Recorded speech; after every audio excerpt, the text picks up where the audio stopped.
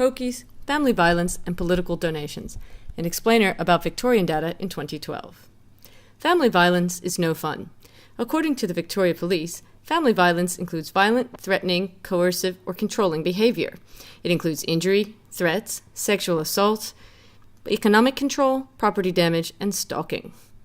Family violence in Victoria has gone up.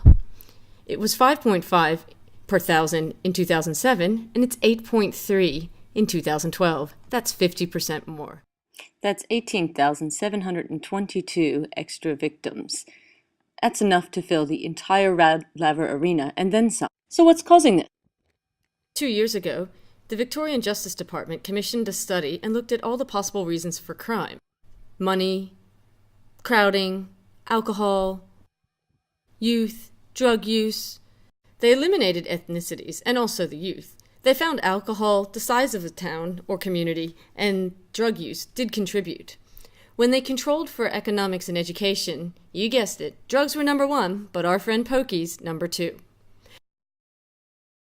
Drugs we'll have to save for another time, because in this video we're going to focus on Pokies. What are Pokies? Pokies is short for a poker machine, also known as a slot machine. Anyone over 18 can put money into the electronic gaming machine, or EGM, pull down the arm, and gamble. Across Australia, the average amount spent on Pokies is roughly $613 per person. Across Victoria, the maximum amount in some communities can be as much as $1,071 per person, but other local government areas can spend $900, $800, $700. Here on the map you now see the green areas have spent more than the state median of $461 per adult, and the white areas less. But here's the catch. There's a difference in family violence rate. The areas in white, the low Pokies areas, had an average rate of 6.8 instances per thousand. The areas in green, the high Pokies LGAs, had an average of 10.3 instances of violence per thousand people in the community. It's big enough to fill 2 Rad Laver arenas. Now, a word of caution. If ice cream sales go up, crime goes up. That doesn't mean they're related. There's another variable, the heat of the summer, that influences them. Same again with Pokies.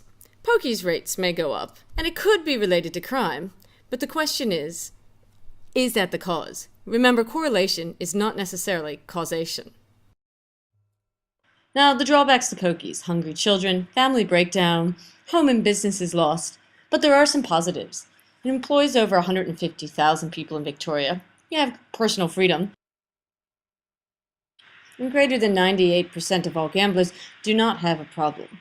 Now, the coalition government is concerned that there's too much of a knee-jerk reaction against gaming industry.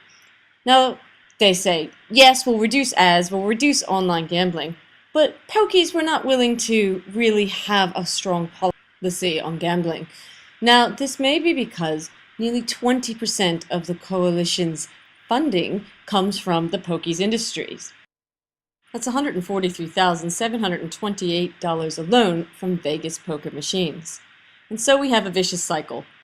Money, Pokies, and crime, all correlated, and possibly even directly linked to one another. And that's where we are in Victoria in 2012. This explainer on Pokies and crime has been brought to you by Squirrel Maine.